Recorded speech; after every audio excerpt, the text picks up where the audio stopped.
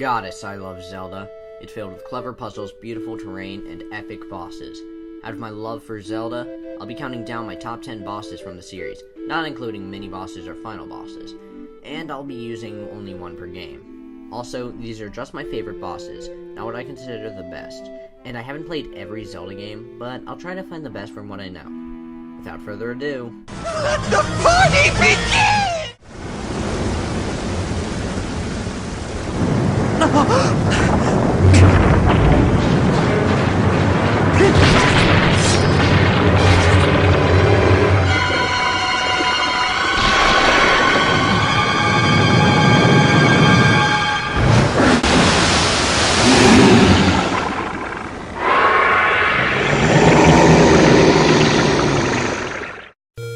Well, I couldn't resist to start off this countdown with the first game there ever was. The Legend of Zelda had tons of items and bosses, including the Great Dragon, Aqua Mentis.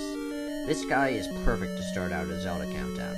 The first Zelda boss there ever was, who paved the road for thousands, soon to be millions of Zelda fans. He blasts energy in multiple directions and is very hard to approach. It may not seem like much nowadays, but think about what it's like 25 years ago.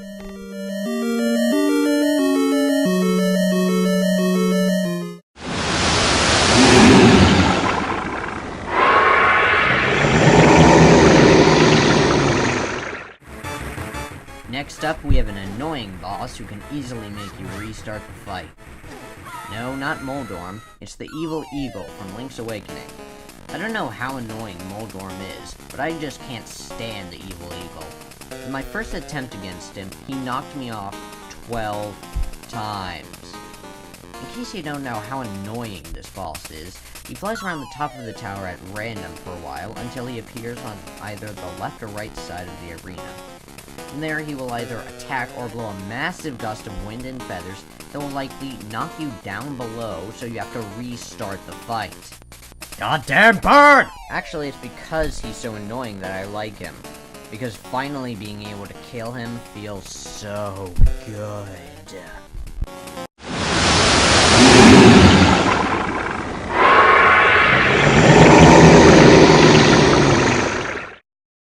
Phantom Hourglass was a tough game to choose from. It was mainly between Danganrongo and Eox. And while Eox is a freaking giant ancient golem, I can't help but love the Danganrongo battle. You start out by teaming up with your friend Gongaron by making him bash Danganrongo with rolling attacks. When he's down, feed him bomb chews and repeat until he loses consciousness. As you cross the bridge to get your pure metal reward, Danganrongo wakes up and you have to fight him again without Gongaron. Here you have to feed him bombs when he inhales and then slash his weak point. While I love the teamwork part, I take points off for being a bomb inhaler like King Dodongo and Scaldera.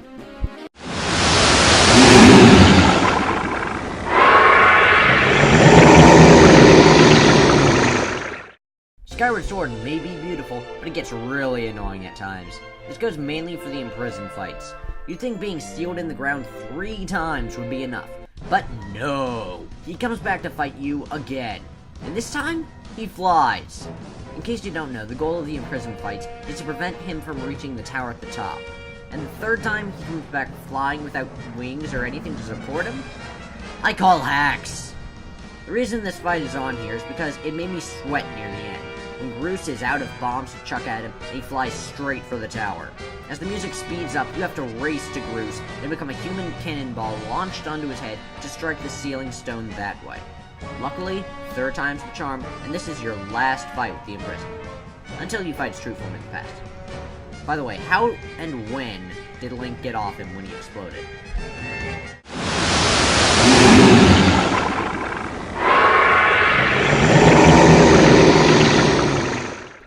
Twilight Princess was actually my first Zelda game. Even though everything was great, I think one boss stood out over the rest. The number 6 spot goes to the Twilight Princess boss with the freakiest intro.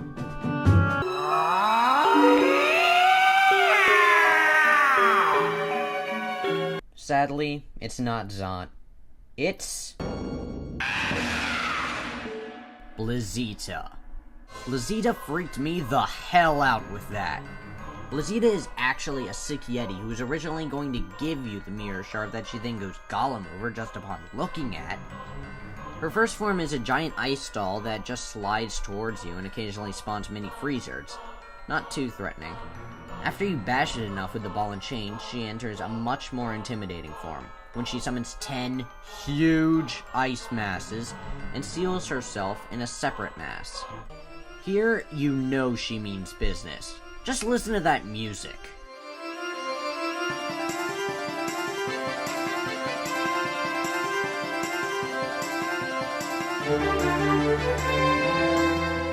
In this phase, her initial attack is to send each ice mass straight down on your head. You have to destroy at least one of them in order to stop her next attack, which is when she traps you with each of those masses and then attacks you herself. If you escape through the hole you made, you can avoid this and counterattack her main body. After 3 of these, she's defeated. Weak, but fun. Plus, the next scene is kind of touching.